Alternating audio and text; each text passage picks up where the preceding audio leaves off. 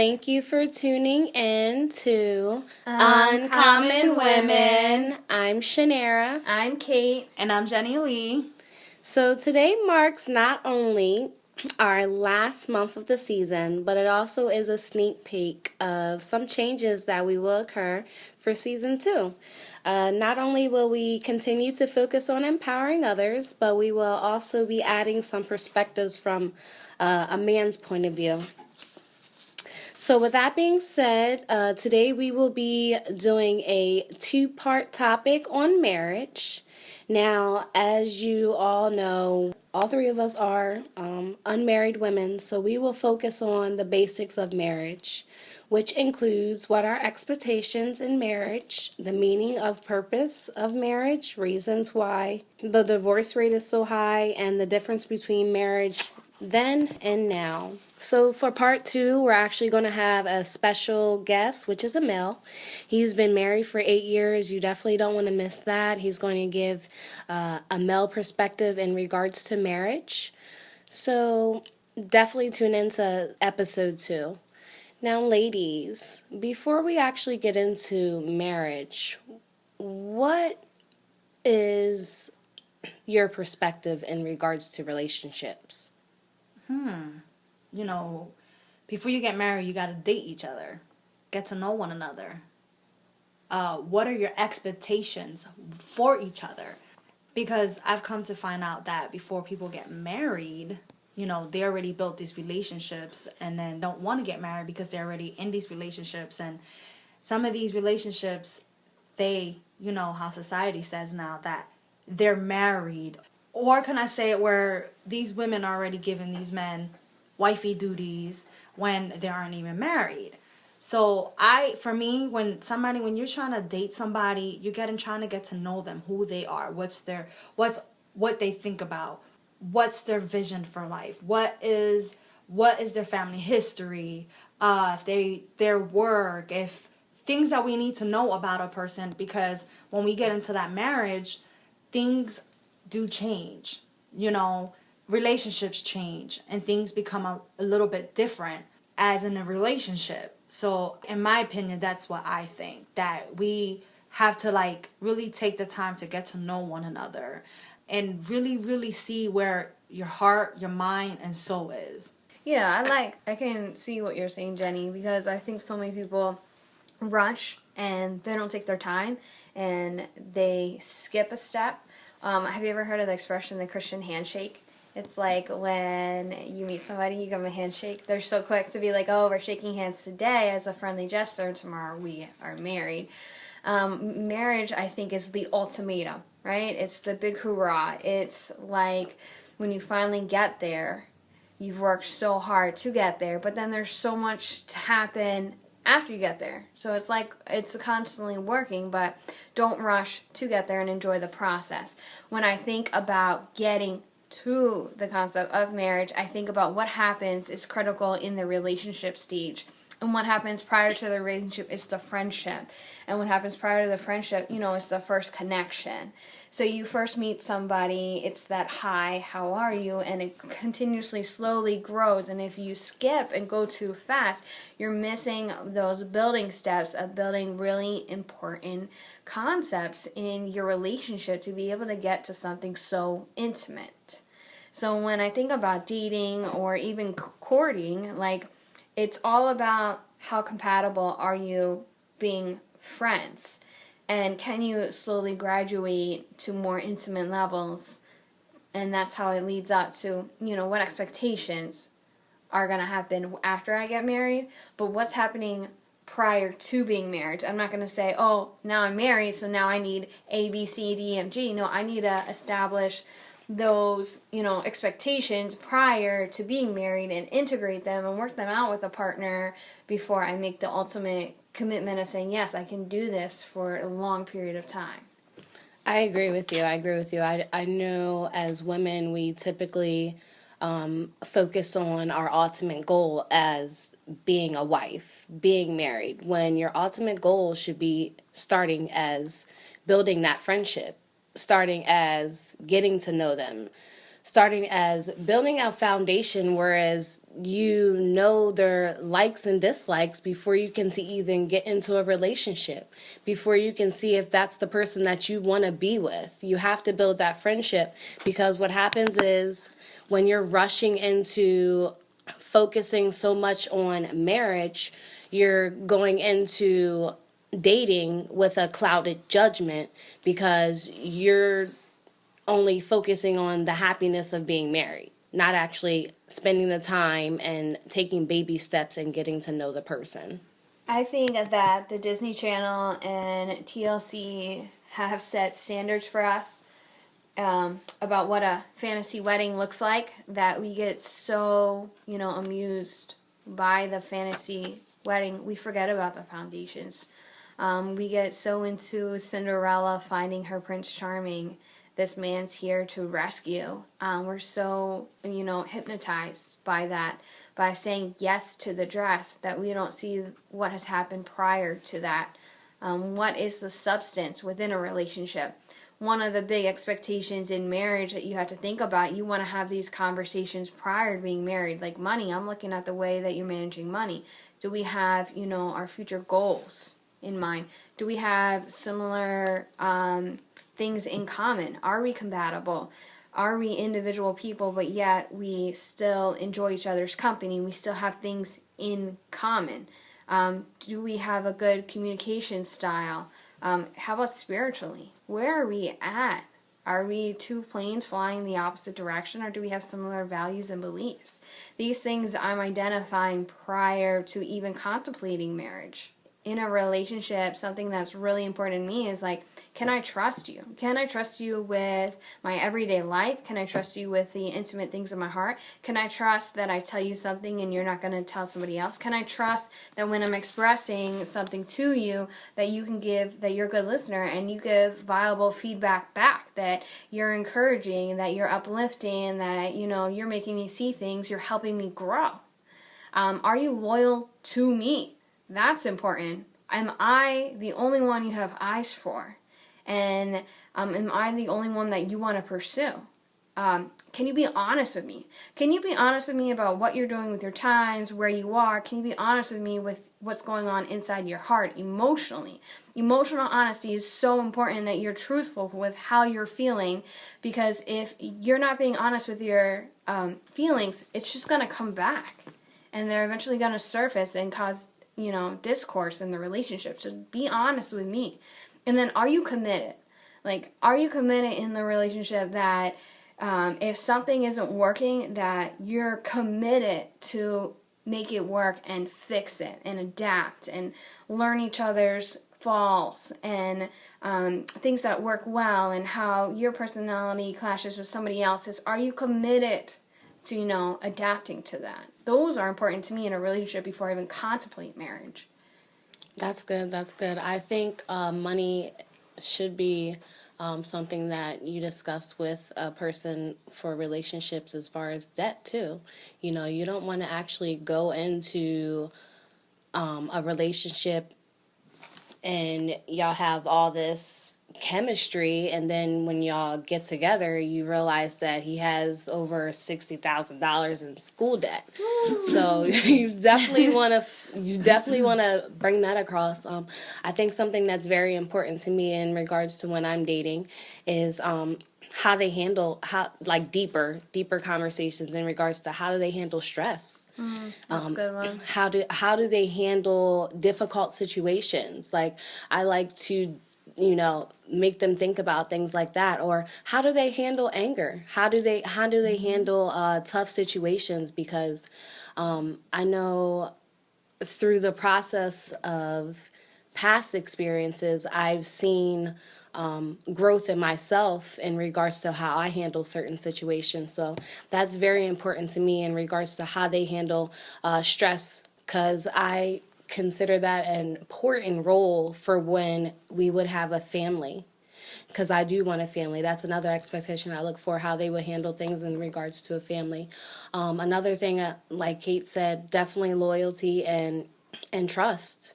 I believe communication with any relationship is very important, and not just communicating, but also listening. You know, sometimes we tend to already know what to say prior to the discussion, when we should be listening before responding to certain situations. So I think communication goes deeper in regards to expectations. Yes, I agree with everything that you said, and especially when you said about having kids and like prior relationships where the men that I was with, you know, we talked about having children. As you can see, you know, my kids are grown already. So, being a mother of teenagers, I do want to have another child, but I was young. I got a what is called a tubal ligation. That's a lot of money, you know, and prior to that, you know, my kids already have a father, and that's one thing that I can really say wasn't an issue. But there's also issues like with other, when you're in a relationship, when you're dating someone where you are dating someone with a child, with children, and some women want a guy to step in and be a father to them because the child doesn't have a father. But you can't make a guy be a father to a child. Sometimes, you know, a guy, there's actually men out there that will step in a relationship and try to be a father figure to the child because the child doesn't have a father, or the guy meets a woman, wants to have a child, or she doesn't want any.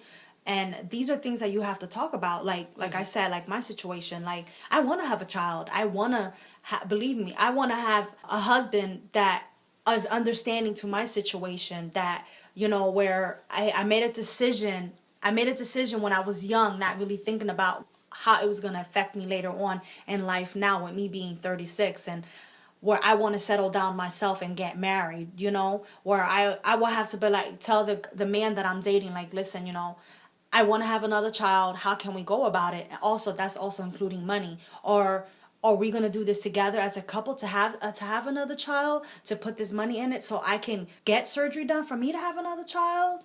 Or, you know, is he gonna accept my kids because my kids are grown and he wants a child of his own? Or maybe he already got kids. I don't know, depending on the man that comes into your life. And also you have to be content with where you at in life. It can be in career, school, house, financially, you know, not because you're in a relationship, but to know where you're at personally. If you love yourself enough to be committed into this relationship, where you have to know in each area in your life, are you content to share your whole life with this other person? I agree. Like, you gotta love yourself first, for sure, and already have your identity built within that. You can't base this relationship, marriage, off your identity. You have to be your own person, and it's two people who are enhancing each other. That's a good point. You can't be going into a relationship and then further into a marriage expecting them to be your happy and joy. You have to first have that foundation with yourself before you actually get into that relationship, because when you get into a relationship, it can't always be about you. And when you get into marriage, it has to be about the other person. You have to be united. You can't just be thinking everything has to be about you. You have to take away the selfish needs of yourself, and you have to think about the relationship as a whole. So once you get married, you have to think about the practical things of marriage. I think a lot of people negate these ideas, and maybe that's why marriage counseling is so important, because you want to bring out the practicality Basics of marriage. So what kind of expectations do you ladies have when you get married? Me personally, you know, I'm all about team effort. So if I'm cooking dinner, it would be helpful for you to clean the dishes. Or if you're cooking dinner, I wouldn't mind doing the dishes. I'm all about team efforts. Now, being a single mom, I do everything. So if I was to be married or in a relationship, I would expect the man to be able to take out the trash. Who does the laundry? I don't mind doing laundry. Who puts it away? What if I don't like Team you effort. mixing my underwear with your stinky boxers? No, thank you. And I get that, but that's like gender stereotyping. Yeah. So it's like who's okay to do what. Yeah. And if you guys are both gonna have time to do it. Because in like certain marriage, like I've seen in marriages where somebody doesn't take out the trash when they're supposed to, and the wife is having a fit, you know. So like Shannara says, it takes teamwork to do stuff like that, and that's also expectation, like to who's gonna do what, you know. But then you can't say, oh, the man has to take out the trash because he's a man, you know, or the woman has to do the household only. The woman has to do all the cleaning and all the chores in the house because she's a woman. No, that's gender stereotyping. That's true. I think it also depends on occupations as well. You know, if we're both working, it should be 50-50 in regards to the stuff that needs to be done inside the home. Now, if I'm a stay-at-home mom, I would expect myself to be able to do the trash, clean the house, do the laundry, doing everything inside the house, because as a stay-at-home mom, that will be my job. Yeah, or if someone like is working overtime, or they're like slaving away out in the work field, and they come home and you're like, "Honey, wash the dishes." And they're like, "Don't you just see? I just made $1 million, Right. working overtime for our family." Like, what about like in-laws? How often they visit, or how often you go to visit? Whose holiday you spend at where? There's only so many hours in a day. So there's some expectations. How about, you know, we talked about the household chores, who's tidy, who's messy. What about taking vacations and entertainment, right? You got one spouse who likes to splurge on arcade games, and the other one That likes to do sports every Sunday. Oh, yeah, And- wings. And it's family night. What about kids and the way that you discipline? Somebody That's a might good be a real physical discipliner. Somebody might be more passive. And, you know, I think about The Simpsons where they write on the chalkboard, I will not, I will not, I will not, I will not, I will not. Or is the other one like whipping their belt right out? And then, Jenny, you brought up a good point. Like when you have children prior to a marriage, who disciplines who? Are you allowing your future spouse now to discipline your kids? Exactly. And how long do you wait until you typically give them the authority to be able to discipline them? Do you ever? Or do you just don't? How about, you know, being intimate? This is a hot topic. How often? What if you have one partner that wants to be more aggressive in the bedroom and one that's like, whenever we get to it, we get to it. Or PDAs, public displays of affection. Uh-huh. Like cuddling, kissing, you know, holding hands. You know, like I'm a very intimate person. Like, you know, I have my wants and I'll have my don'ts, you know? And I also I like if I'm in public, I love attention. Like you got to show me attention, even if it's a kiss in the cheek, and you know that's a public display of affection. I think that's, I'm glad that you brought that up. I think that should be something that you look into before marriage. Yeah. Their love language. And we spoke on that. Make sure you Yes. check out Love Languages. I believe it's episode 5. Woohoo! But it's important for you to be able to know your spouse's love language, because it will help you in the long run in regards to how you communicate with them. So if you're an affectionate person and that's not how they show love by you buying them gifts, you would have to not always thinking about yourself, but you would have to try to do things that shows them that you're thinking about them and their way of thinking, their love language. Right, you're Nice. paying attention to their needs. You're not consumed on yourself.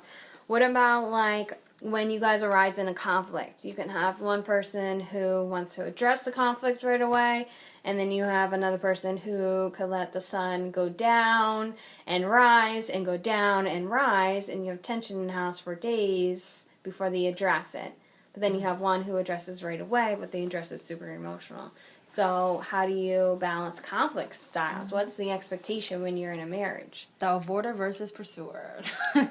I think you should not move off of emotions. I believe as though in a conflict like that, you should be able to take some time aside to gather your thoughts and not, because once you say things when you're angry, and once you say it, it's out there. You can't Yeah. bring those words back. Right. So I feel as though, you know, when you're moving off of emotion based off of feeling and anger and whatever the argument is about, that you have to leave it alone at that moment come back to it and then be able to communicate with your partner.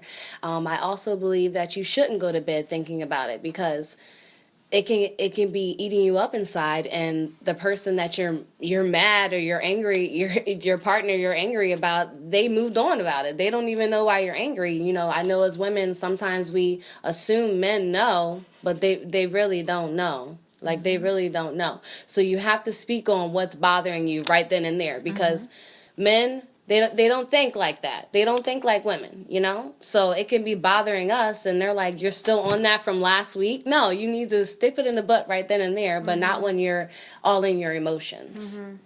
Yes, and I agree. I definitely agree with that, because I've, in past relationships from experience, where I'm the one that I like to let things die down, and then, like, we need to talk about this. And sometimes I've had where they weren't ready, but I was ready. And you can't, I'm the type that I like to talk about things right away, because I feel like if we do it now instead of waiting till later, and then you're going to still be mad, and then I'm the one where I won't talk to you after I was ready. Right, but if you're ready and they're not ready, so then how effective do you handle it? is what you're about to talk about? So it's good to, like, both be but, ready. but I'm working on that. I'm working on that now. Conflict is a crazy thing in every situation. Yes. Friendships, workplace, mom, dad. But your marriage, what's your expectation when you guys have a disagreement? A big, big one is, spiritually. Are you going to church on Sunday? Are you going to Bible study on Wednesday? Are you going to prayer on Friday? How many days during the week are you in church? Who's, teaching the kids about spiritual? Who's the spiritual leader in your house? Who's praying over the food? Who's leading prayer? Who's going to initiate it? What do you believe on? What are your beliefs? How often are you going to be involved in volunteering? Those kind of extracurricular activities. I agree. Those are definitely something that you want to talk on, especially with that being different religions, we're not going to get into that, but that's something you definitely want to talk about amongst the person that you're in a relationship with, or prior to being in a relationship, to see that, if they do have a different religion than you, how do they handle holidays? And are you willing to change your religion to meet what their expectations? So that's definitely something that you will want to bring up prior to getting married. Right. I think religion's highly rooted in what you value and what your morals are, how you shape how you live, how you shape your decisions. So if you don't have similar values, then I don't feel that you are really that compatible. Yes. Now, in that case, would that mean opposites attract? So, like, when I think about that, right, I think about, like, when I think about compatibility, I think about, how people get those glaze when they first meet somebody. And that's why I think, like, they say, like, the average of knowing somebody is, like, 2 years. The first year is the year that you're in, like, la la land. Mm-hmm. You have the butterflies. The second year is when the true identity comes out.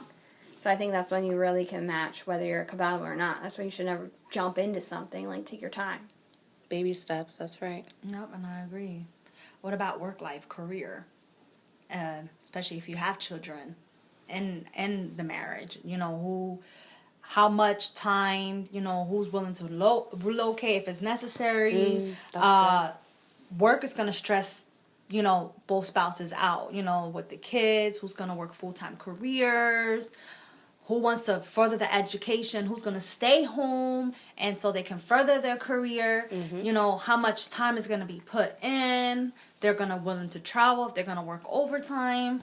That's a good point. Who's gonna take off if the kids get sick? Yeah, that's a good one. Because right now, single women, we ain't got no choice, right? But whose turn is it to stay home when the kids get sick? That's something else you want to think about.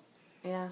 So, ladies, what do you consider the purpose in marriage? What is the meaning of marriage to you? To me, I think it's a covenant, a union for God. That's my purpose. That's how I see it, something significant, something beautiful, something that is signified where we become one in flesh. And that's how I feel that the Lord has said that that's how He created us. When we get married, like, we become that strong union, and He comes above us, and that foundation above both of us, where we become one. And that is something very special and significant for me. To me, like, when I think about marriage, it's like what I said in the beginning of the podcast. It's like the ultimate commitment. It's like the grand finale with all the fireworks that you see the fireworks show. You wait till the end, and it's like boom, boom, boom, boom, boom, boom, boom. It's like the two joining of two souls. Not in essence that you're becoming one identity, but in essence that, this is the person that you're interested in. And you are interested in them for however long that season is that you're together. And it's because you want to grow together. You want to experience life together. You don't have an interest in developing such an intimate relationship with another person.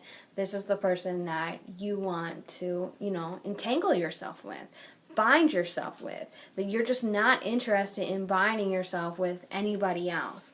That you're on this journey of life together, and you want to experience the time that God's given you on this blue and green earth, to experience that journey together. I agree. I definitely feel that, marriage purpose is a full commitment. I feel as though it's a unity, like Jen said. And deeper than that, decision making is going to be something that we do together. Like we've already established, financial unity is something that no longer is mine or no longer his. It's going to be about compromising for both and being able to agree on something. Definitely agree on something. It has to be an agreement on things, or it's going to be a tug of war. You don't want a tug of war in a marriage. So I think being open-minded and not also always thinking about self, but thinking about what's important as a whole, what's going to better the family as a whole, not in regards to just what I want. I'm willing to put my needs on the back burner for my children. So I'm expecting my partner to put their needs on the back burner for our children and our relationship, our marriage. And that's what I want. Someone that's going to do the same thing for me as if I would do for my children. You said something so powerful. You mentioned about being selfless, right? As single people, and even prior to marriage, and sometimes women, they overextend themselves in this area, pre-commitment, pre-long-term, pre-marriage. But in your single days, you can make your own plans. You can come and go as you choose. You make your own decisions according to your own wishes and your own desires. But now that you're married, you have a spouse to consider 24/7. Their opinions, their thoughts, their feelings, their emotions, the dinner on the table that you're serving, you're considering what that is. You're considering what to do on your weekends, where to go, where to spend your time, what color couch to buy, and what curtains to hang. Like, you are being selfless. You're putting their needs above yours. And in all due respect, they're doing the same for you. So marriage creates this safe environment that you have this agreed upon, I'm doing this for you, and you're respecting me back, and you're doing it for me. And it's almost as if you're submitted unto one each other's needs, because you've identified you're an important person to me, and I want to serve you because I'm being honored back, and you're serving me back. Something else you mentioned that was powerful, Shanair, was basically growing a family together. We came here from a family.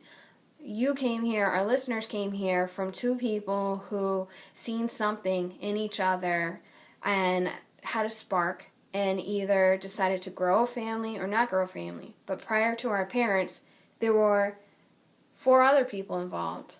And then you can just continue to multiply the family tree. Mm-hmm. We are a legacy of our great ancestors. So why wouldn't we want to shape today? That intimate partner we're choosing today is a legacy that we are planning for our future. So why wouldn't we want to choose somebody who wants to birth through, that And a marriage is a healthy place to do that. Yeah, you gotta definitely learn to become one. Definitely have to learn to become one. And not only respect each other, but don't demand it, you know?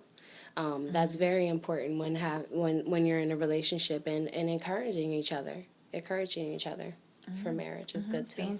Being submissive to each other, you know, being there for one another, you know, asking of one another, like Shannara, like said, respecting, trusting, you know, having that communication, but then also it's got to be consistent. You got to be consistent in all things that are in the relationship as well, especially in the marriage. You got to have that consistency, because sometimes, you know, you don't have it. Somebody, you know, like you said, like we you know, being married is expectations. And you know, the thing is with expectations that we usually don't even realize we have them until they are not met, or we assume they share the same expectation. Problems start to develop. You made a good point about consistency. Don't stop the drive. You know, when you're dating or when you're in a relationship, dudes typically, you know, dudes typically want to show you that they want you, that they care about you, that they want to be in a relationship with you. So when you get married, you can't stop the things that that got you the woman, you know? You have to continue doing it when you're married too. So if you're married, have date nights. You have to have some type of spark in the relationship to keep the marriage flowing. Not always being about responsibilities, but make it fun as well. I think that's important. If you ever you talk to people who've been married for so long, marriage is like an acorn, right? And it goes through different phases, just like, you know, you go through phases. An acorn is like something that gets planted on your wedding day. It begins to sprout up and push bravely through the dark soil, proudly displaying a few leaves. So, like your first year of marriage, they always say is the hardest year. But as it grows and grows, the acorn turns into an oak tree and becomes a little sapling, which grows stronger and stronger. And eventually one day you realize that your acorn has become a sturdy and shady tree, giving shelter and pleasure, not only to yourself and to others, but don't forget to water the tree. So when you water that, what does that look like? It looks like dating your spouse. It doesn't look like, oh, now I won the prize, what's next? Now I'm going to search someone else. No, it's, you know, having satisfaction in meeting the needs of your spouse and how to maintain the spark. So speaking on the spark, you know, what happens when your spark dies down? What actions lead to divorce, ladies? Infidelity is a common factor for divorce when the spark dies down. Sometimes when people are where they're cheat in the relationship, it could be due to common where they're lacking something in the relationship, where they're not receiving from the other spouse. So sometimes that's how the spark dies down, or it could be certain factors and where the other person is lacking, so they prone to go to someone else that is giving them what the partner isn't giving them. So I found on an infidelity statistic ranging from the ages of 25 to 54. They surveyed 200 people. It says 22% of men met the other person from online services like social media and dating services. It says 23% lacked sex satisfaction in men, and then 28% of women lacked emotional satisfaction in regards to why they cheated. It says 14% desired more attention based on from women's perspective, and then the other 14% was based off of experiences for men, and then 22% of that seek revenge in regards to why they cheat. Have you ever asked somebody, like, why'd you cheat? What made you? What was the root cause? I have. Like, I have. like, when I think about it, I think about something is lacking. So they're feeling a desire, they're feeling a need. I know I was cheated on emotionally before. The person I was with, I wasn't open to my emotions, so they seeked that emotional gratification in another woman. So then they were emotionally connecting with that woman, but being with me physically. So I'm like, what's going on? He's emotionally cheating. It wasn't physical. I've had somebody physically cheat on me. Why did they physically cheat on me? Was I not giving them what they wanted, or they just wanted more? That one I don't know. I typically don't ask, but when I did ask, it was a maturity issue. They weren't ready for the full commitment. They wanted to do what they wanted to do, So they use it as a scapegoat. basically. Yeah, I can definitely agree. I've had the maturity part, I've had the emotional part, and I've had the physical part. Or they just didn't care. Or they just had no emotional attachment with anybody. Even though they were lacking, they were trying to look for something, and didn't matter who they were. So it can either way. Is it that they didn't care, or is it that their needs were more important than the Yeah, effect well, that it had on you? you can explain that a little bit better. Yeah, I've like I said, I've experienced all three or even more, but but they don't understand. Like, even though instead of just like talking about it and saying something about it, they search for it elsewhere instead of resolving the issue. Could you have maybe got married for the wrong reasons? We talked about money earlier. Did you think money was the golden ticket? Many divorced women have regrets. They want a big wedding and a house, but they end up realizing that stability is not the recipe for happiness. Money can't buy love.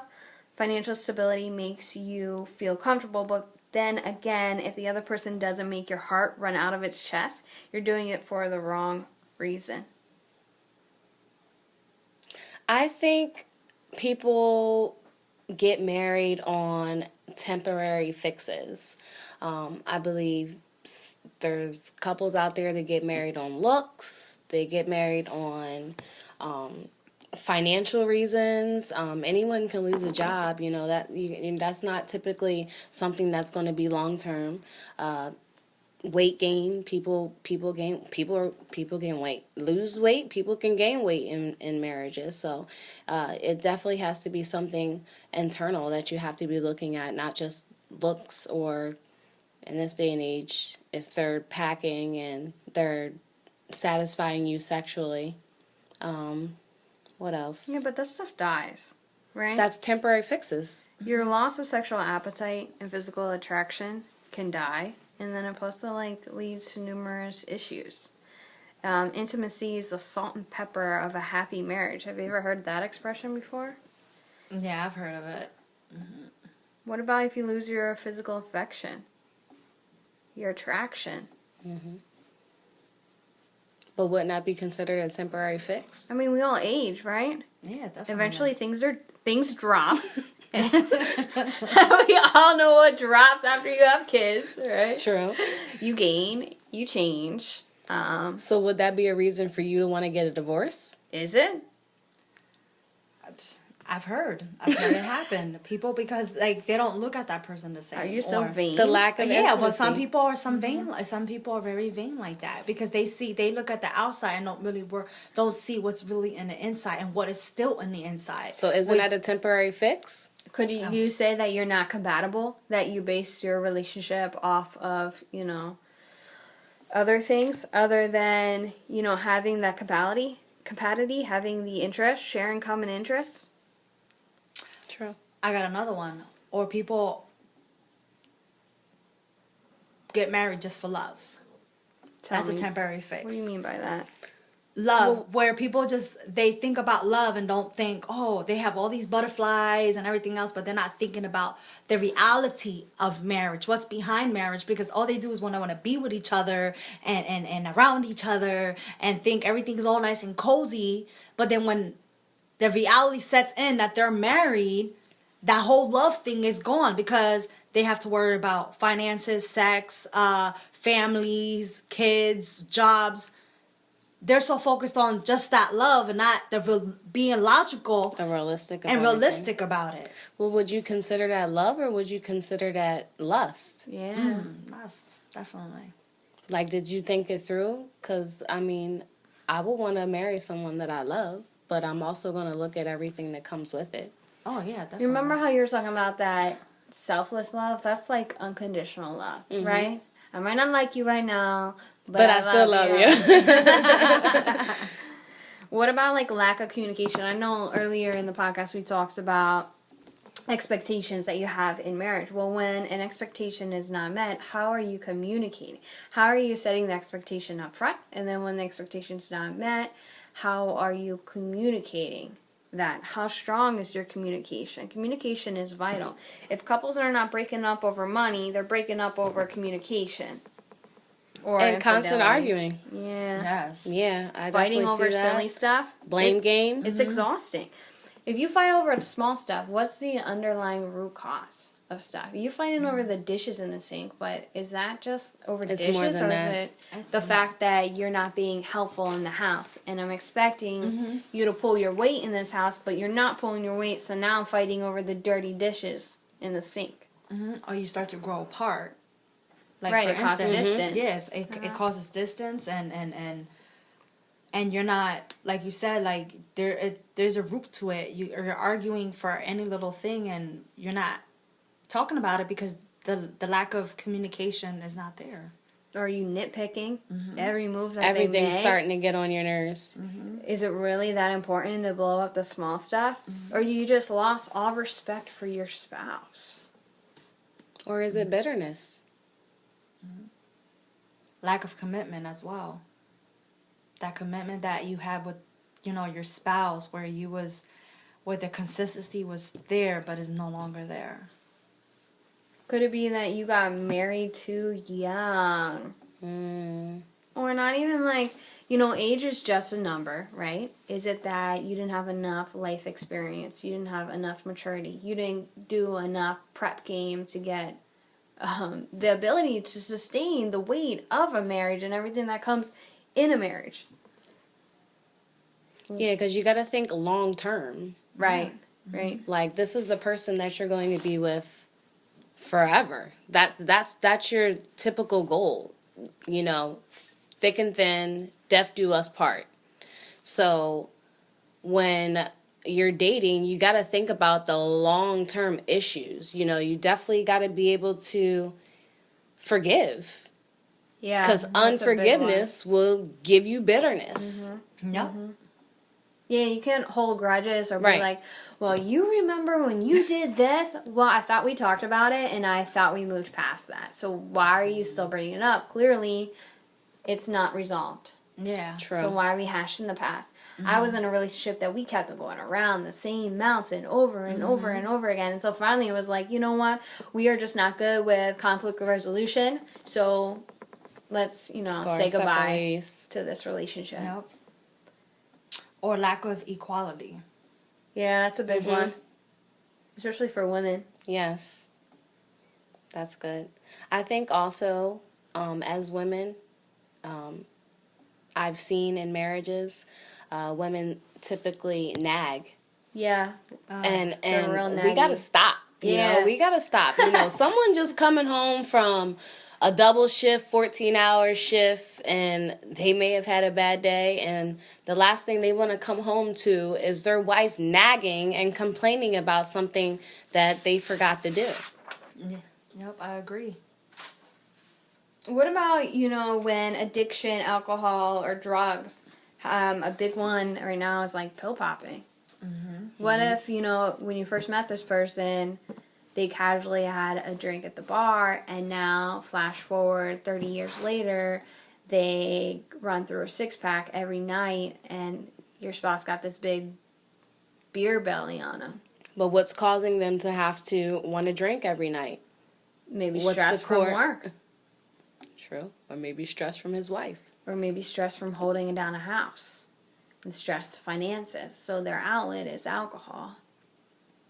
Or what about, pills? Yeah. Pills is a big one. It is a Overdose big on Oxycontin. Yes. And what if now you have what if you're in a marriage with somebody who, our friend we had on domestic violence early in the episode, Yes. check that out. She married somebody who was an addict. And what if, and the church told her to stay, work it out. Where do you draw the line? Right. Yep. Where do you draw the line for divorce? Because you get tired of like, you know, especially when somebody, you know, is like in my relationship, like when before in my testimony in the first episode, where I explained where the guy was on K2. I knew he smoked, but I didn't know how bad he was. And, you know, but he did manage to quit, you know, but it doesn't, substance abuse, rather it's pill popping, rather it's smoking K2, rather it's alcohol, it's hard. And like, you know, like Kate mentioned, and, you know, the young lady that spoke about, you know, her being married and her husband was an addict, she tried to be there for him. She tried to help him quit. She tried to, a woman, it could be the husband or the wife. They get tired. They get tired of trying to like make this person quit and trying to be there, trying to be understanding. And I know I've been down that road, and we just get tired to the point where you have to give this person an ultimatum. And if nothing changes, that's where divorce comes in. As much as we love them, you know, sometimes, you know, even that, sometimes when the love is not, that also can, you know, make a relationship grow apart as well, and the love fades away as well because of that. That's where, you know, people end up divorcing, and in either situation a divorce happens. But don't you think these are like some signs you should have looked at prior to the commitment of marriage? Or Yes. they could have been, they had openly shared to you, you know, back in the day I was an addict, but I'm clean. I've been clean for 14 years. Do you ever like have that suspicion that it would pop back up later on in life? Or are they committed to sharing with their spouse once they're married? Like, I have this, keep me accountable, and their spouse is like, you know, their biggest cheerleader. Yeah, because I don't believe in divorce unless it's abuse. So you But stick it out. who do you, but, and then it's a part of me, it's like, well, do you stay in a relationship if you're not happy? Well, to find happiness, right? And then what's causing you to be happy? So, like I mentioned, in a relationship, that commitment is important.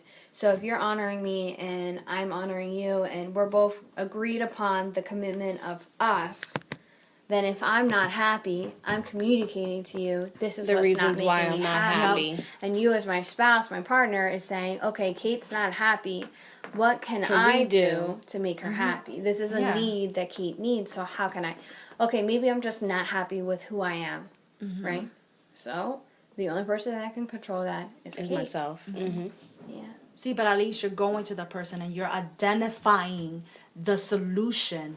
You're And not that- holding it in. and you're not holding it in. And that's what a lot of, like, you know, people lack communication, people lack emotions, you know, like. Or they express it with the wrong people. Exactly. They express it with the wrong people. Family and friends, you know, they may give you the wrong advice when you should be expressing that with your mate.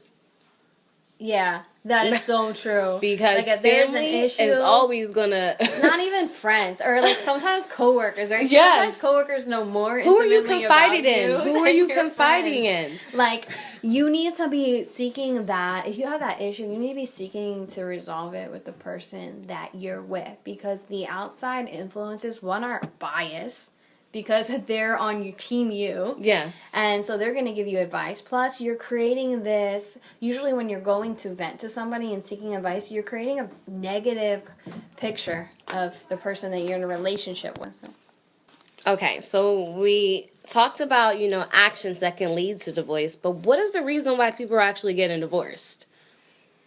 So I got this cool statistic for y'all. The United States, 50% of marriages end in divorce. So that's 1 in 2 people will have a divorce.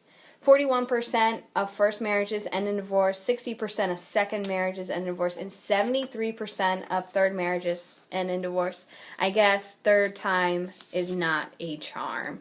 You're more highly likable to get a divorce if you've prior had a divorce, and I guess that's more accustomed because you're accustomed to the, you know, the behaviors, the onset, the rhythm, the ability to disconnect and start over. Then you disconnect and start over. So divorce breeds divorce.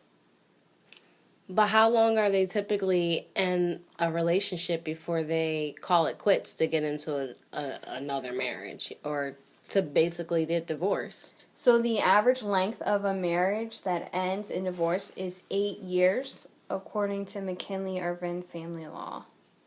So what's that, a quarter of your life? Every 8 years, you get a new spouse. I would not emotionally be able to handle that. I don't think. Me neither. That's like giving somebody 8 years of my life and getting a divorce, and then giving another person 8 years of my life and getting another divorce. Like, then what's the use of getting remarried? You might as well just stay single. Well, this McKinley-Irvin family law also stated that, you know, you wait 3 years between. So you go 8 years, wait 3 years. So is it 3 years you working on you? I guess, or rebuilding, or emotionally healing. So I guess it would be like every 12 years. Okay, but sometimes it takes more than 3 years just for somebody to emotionally or heal. It takes more than 3 years. It depends on the person itself. It could take them more than 3 years just to... I know people that have been single for 5 years. It depends on the person. And yeah, exactly. I guess it also depends on who they're marrying, too. Yeah. These statistics also show that women ages 20 to 24 are more highly likely to get divorced, and men between the ages of 20 and 29 are typically getting divorced. The average age for couples going through divorce is 30 years old. If your parents are happily married, your risk of divorce decreases by 14%. If you are over the age of 25, you are 24% less likely to get divorced. If you live together prior to getting married, it can increase the chance of getting divorced by 40%. And if you attended college, your risk for divorce decreases by 13%. So you're basically saying marriage can also, your future of becoming married can also be affected by your outbringing at home. Absolutely. Your environment impacts divorce. And your values, right? I believe, as well. You know, if you're raised in a single family home and your mother's giving you the tools of, you know, you got to be an independent woman and you don't need a man for nothing, that can affect your perspective on how you're supposed to carry yourself in a marriage, how you're supposed to communicate in a marriage, because you have that trait of wanting to be in control and not needing a man. Yes, that it's called family of origin. It's primarily responsible. We assume everyone does it that way because that's how it was done in families. Families are where people, you know, it's like a tradition on how they grow up a certain way and it's passed on. And, you know, like for instance, my mom was, before she got married to my stepfather, they got into a relationship before anything, and they waited almost I was 7. They got married when I was 28, 25, 26, 27. They waited that many years just to get married. So why get married if you've been together for that long? That's true, because I knew a couple who was engaged for 13 years. So I'm like, you playing house. Okay? And I'm not about playing house. What's so special about year 13? Or people who use like the excuse of, you know, when our finances are set, I'll get married. When is your finances actually set? Because if you have a child, you're always going to have trials and tribulations in life. I was just about to say that, like, you should have thought about your finances prior to sleeping together, because now you got a child. You should have thought about, you know, being financially set for the health and well-being of another life. Or maybe it's just committing issues. Like, how can you be with someone for 13 years and then say that you're not ready to get married, but you've been with them, you've been in a committed relationship with them without a piece of paper for that long. Or like I'll be tight like if we're together for years and you go and die and your 401k goes somewhere else because I'm not your spouse and I don't get to reap the benefits. No benefits. Or let's think about like practical health care, right? I can't have you on my health care policy if we're not married. Mm-hmm. Or you don't get or taxes. I was just about to say income taxes. tax. But I do know people who are married who file independent Separately. taxes. But what about a house? You know what I mean? Like there are laws in place that by law the spouse is the next to kin. Mm-hmm. And if you're, living together or having a committed long-term relationship, who gets to collect your assets when you die? And if what you about, don't have children, it goes to the state gets to decide where your money goes. Yeah, unless you have that document in a will. Mm-hmm. But how many people typically have wills these days? Not enough. But I also think about, working in finances, I see this real hard, people restarting on their retirement. So when you get divorced, you have to split your assets that you've had together. And sometimes people are wicked, and they'll take you for every Everything. dollar bill. So then you cut your retirement, you have to give your retirement out, or you cut your house, or you have to pay your portion of the house out so the other person can keep it, or vice versa, or like you get stuck with the debt. I've seen that before. So like marriage is something to take, not lightly at all, because divorce and untangling not only emotionally what you're going through, but physically, and then you have kids involved, and who gets to keep the dog? Like That's important stuff, though, to people that have dogs. yeah, they're like kids. Exactly. Or I've heard in situations where the spouses, they're married and, they have to share, the house is cut in half because the one has to sell one part of the house or they both or they get half the finances from selling the house because the house is both in their name. So, yeah, so it's very true what you say, Kate. You got to really think long and hard about marriage and everything in it because it's a really big commitment. What about, have you ever heard that we live in such a consumerist culture?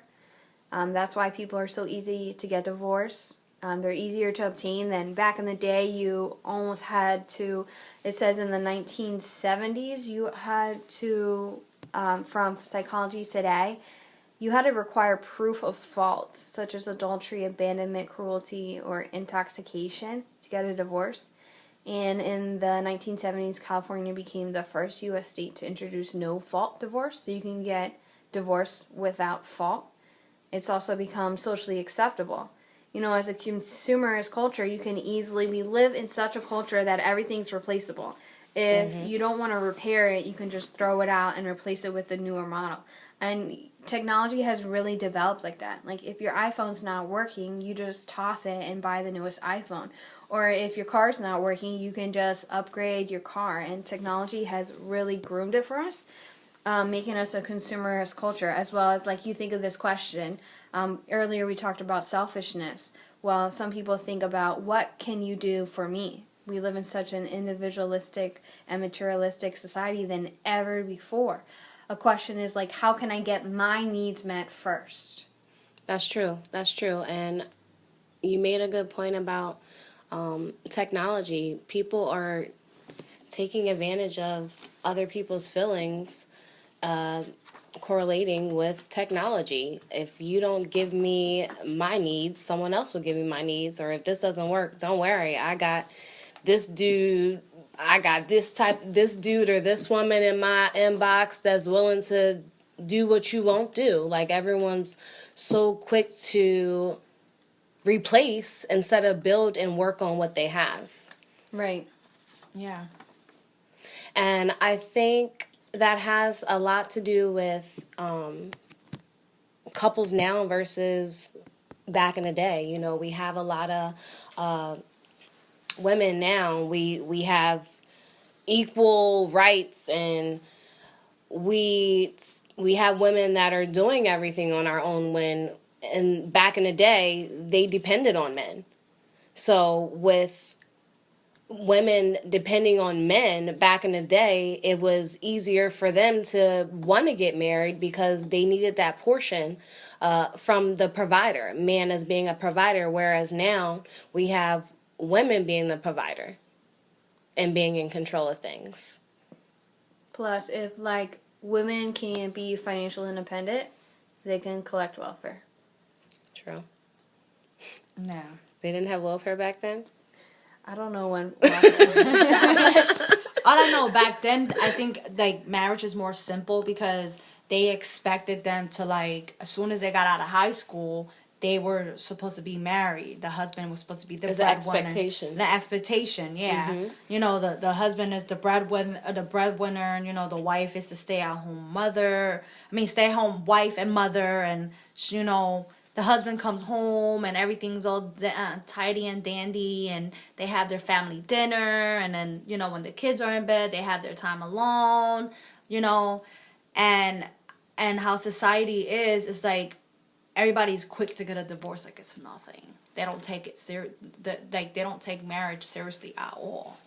So you're basically saying that the tradition that we had for marriage has died. Yep. Everyone wants to, what you won't do, someone else will. And that's what we live in. That's the society we live in as far as with marriages. That's why we have so many increased divorce rates, because people are looking at what someone else will do versus trying to fix what they have. Do you think that the purpose of marriage has died or has evolved with the needs of the culture? Because if you look at like selling women for dowry to somebody else, or I was listening to this podcast on why Cleopatra married Mark Antony, and it was for dominion, for territory, and yet she fell in love with Caesar. And so did people use the marriage for purpose, for authority, for power, for dominion, and then over time it changed. So now I'm selling you my daughter so you guys can multiply, farm the land, make more money, but now it's really involved. But it's still power when you Yeah. think about it. It is. Because now it's just selfish power. They want control power.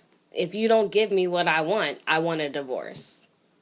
Different stimulations in regards to why they want to be in a marriage. And then I think it depends on the person, on how there's people that don't want to get divorced and actually want to make it work. And they can be like, they'll say, oh, I want a divorce, but they'll talk it. They'll talk things out. And then they'll, you know, where's just those relationships where they say, what's that phrase? I can't exactly remember, where, you know, and you got to fall apart to come back together to be strong, something like that. Well, it's something that somebody had told me. I can't correctly remember what they had said, but yeah, I think it depends on the person as well. Like, sometimes it's a selfless one and there's the one that's demanding the needs. So do you think people are shacking up now and just having babies more than actually getting married? Like, what is the reasoning why? What is your belief in regards to why men aren't getting married? I think there's a lack of commitment. They get scared, or they want to do what they want, but still want the wifey, the girl, wifey, whatever it's called now, or babe, to do wifey duties, because they want to be comfortable. They don't want the full-blown commitment, and they still want to do what they want to do. I think as women, we are selling ourselves short, and we are just doing what we want to do versus setting standards in regards to what we're expecting from a man, so that we can get the fullness of marriage. I believe women are doing everything too soon. I believe as women we are cooking, letting men stay with us, trying to win them. And why would a man want to marry you and he's getting everything without being married to you? So I think that as women we are selling ourselves short. Right? Like you get the milk without milking the cow. Right. What are your thoughts on like cohabitation? It's so popular in the millennial generation. In fact, 65% of first marriages start out that way, and 50 years ago it was closer to only about 10%. This is data from National Public Radio, NPR. What are your thoughts on cohabitation? And cohabitation? Honestly, where cohabitation, I don't know, honestly. Shannara, what you think? You test driving the car before you buy it? I think it comes with getting to know the person. Yeah. And I think it comes with setting boundaries. Like, what are you expecting out of this relationship? And if do you want to get married? What is your time frame if we're going to get married? Or what type of like-minded things do we have before we get to that stage? Okay. So if I want to get married and I'm dating someone, I would expect him to want to get married too. I'm not going to be dating you for 8 years, still getting to know you, and we're still on step 1. Yeah, that's a valid point, right? You want to know, like, okay, this is a step to this. What is the purpose of our relationship? I mean, even if you're married and not married, even if you're talking to somebody, you're entertaining, taking it to the next level, like, hey, I want to get to know you. What do you mean get to know me? Because, like, we can hang out, chill, laugh, joke together, but, like, when you say get to know me, like, am I ready to open my heart, open that door to you? Like, what direction are we heading? Right. Do we have a purpose? And then, you can discuss, what's your time frame for getting there? Are you moving more aggressively, or are you moving, slowly? Mm-hmm. And then I guess that's something you would have to decide, because there's going to be frustrating. If you're one person who wants to move fast and then you have someone who wants to move slow, you're going to conflict and you're going to be like, I want more. Well, I can't give you more. I think as women, we also should write down what you want. Don't go into a relationship blindsided. Don't just go into it expecting, just go with the flow. Have some type of alignment of where you want to take it. So that way you're not just dating and putting yourself in certain situations and then you're just wasted all this time and you get out of the relationship and you don't know who you are. Or you like compromise your thoughts. Important exactly. to you. Because like if you don't list those things of your needs, wants, desires, your do's, your don'ts, your non-negotiables, when emotional butterflies come up to you, because you get them, regardless if the person's gonna stay in your life or not, if he's 30-day or 90-day or 90-year man. If you ever heard Steve Harvey talk about the 90-day rule, I used to live religiously by that. And I'm like, okay, day 89, you didn't respond to my text message within 5 minutes, we're done, right? But all jokes aside, like when you get emotionally rounded up in something, you got to remember, what do you stand on? What rock did you build your house on? And ladies, remember that when you're having sex, your emotion, your judgment's clouded. So you're not able to think straight in regards to your thoughts and your beliefs and what you want. So don't get entangled with that either. That's one thing that you have to keep in mind as well. Yes. Especially like with the way society's set up, with these where everybody is feeling too lonely. Like, they start dating someone and already want to shack up with them and already giving them their wants and needs. Winter season, cuff season coming, right? Yeah, girl. So that's what they say, like cuff that. season. And it's like that. Believe me, and especially whereas these men where they're like, oh, I want to get to know you, I want to see you, and blah blah blah blah. Like, hold up, buddy. You take it easy. And that's why a lot of people, like, they get into these relationships and then they just shack up and don't get married because they forget their value, their beliefs, and their wants and needs and whatever, is because they find somebody and then they forget about that altogether. It doesn't matter if they met the person in 2 days, and the next the guy is in the house because the female gets lonely, and the guy's just thirsty, or she's just thirsty as much as he is. And let's think about, all right, so that's what we do in the noun, but let's take it deeper. How does that affect the children in the home? How many men that you're shacking up with? How does that affect the children that you're upbringing? You have to take that in consideration when you're dating men and you're just trying to find love, or you want to be married so bad that you're not taking the time to think about your family as a whole.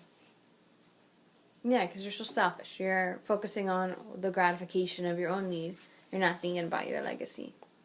Yes, I agree with that. And it can cause present trauma and future trauma to the child.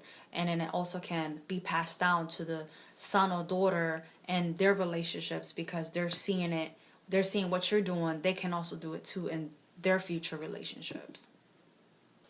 Yeah, ladies, so just, keep in mind when dating and possibly looking for a man for marriage, that you have to think about everything in the whole and not just yourself. It's very important. So, ladies, I hope you enjoyed today's topic. Now, typically we do end on a quote. We actually have something different for this episode. We have a poem written by Joshua Sarita. He's actually going to close us out on a poem about marriage. But ladies, be sure to tune in to part 2. We have a guest speaker. He's going to be speaking on marriage, our first male guest speaker. He's been married for 8 years, so you definitely don't want to miss that. Thank you, Uncommon Women. The title of my poem is called Count the Costs. I remember the words I heard were, count the costs. So before I could say I do to her, I had to say I don't to self. A deliberate detaching of your deepest desires of all that you feel entitled to. A willingness to say yes when it's inconvenient and honestly mean it. No longer to operate as an independent. Since this union is no longer dependent on what ultimately makes you happy. In the end, it's about serving. And it's about submitting to each other's needs, getting on your hands and knees, ready to wash each other's feet, being stretched and chiseled to the point where you bleed like my Savior who preceded me. So whoever said this was just about intimacy, happiness, security, offspring, maybe 2 or 3, soul commitment, and included a gift receipt of deception.